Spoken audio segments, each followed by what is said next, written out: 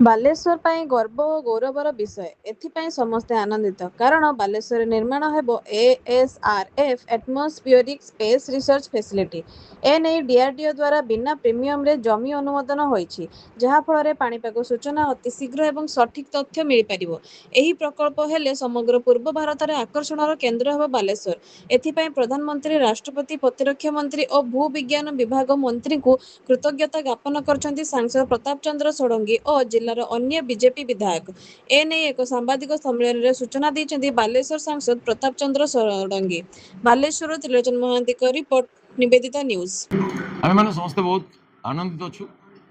आज आम ये 2 जन एमएलए अच्छा आउ 3 जन आज पंचायत मंत्री आसवर सनातन विजुली आसीपार ना पद्मलोचन पंडा आज भुवनेश्वर मीटिंग अच्छी आमर उपमुख्य सचेतक से गोविंद चंद्र दास से भुवनेश्वर अच्छी और मीटिंग अच्छी ना समस्ते आसता हठात काली राति आम डिसाइड कलु चिठी पाया आमर गोटे मीटिंग चलता तेणु समस्ते बड़ आनंद उद्वेलित अच्छा जे बालेश्वर गोटे बहुत बड़ गौरवर विषय ये दक्षिण भारत को चलाई आमको बड़ निराश आसता से आम माननीय राष्ट्रपति, माननीय प्रधानमंत्री, माननीय प्रतिरक्षा मंत्री और माननीय भूविज्ञान विभाग मंत्री जितेंद्र सिंह को अशेष धन्यवाद प्रदान कर। ये गोटे joint venture ISRO, ministry of आर्थ साइंसेस आउ DRDO प्रतिरक्षा विभाग एमनकर जॉइंट वेंचर ये प्रोग्राम है। एथिरे बहुत आगु प्रकल्प मंजूरी होता किंतु यार प्रीमियम विवाद छिड़ी पार ना।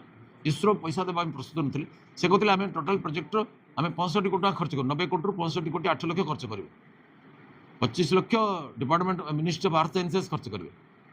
परवर्ती जो रिकरिंग एक्सपेंडिचर हम वर्ष को 5 कोटी बोली आकलन करा से समय एवं बढ़ी पारे 5 कोटी 50% इसरो खर्च कर 30% मिनिस्ट्री ऑफ आर्थ साइंसेस खर्च कर DRDO 20% खर्च कर जमीटा फ्री रे लीज देवाई प्रस्ताव थिला।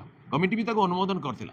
कौन से कारण डिपार्टमेंट बारंबार तार प्रीमियम दाबी कले 4 कोटी 4 लाख 81,000 केते टंका वार्षिक लीज रेंट देवाई कहले पाखापाखि 1.5 कोटी टंका से प्रथम नेवाई कहले से इसरो राजी हेले नहीं।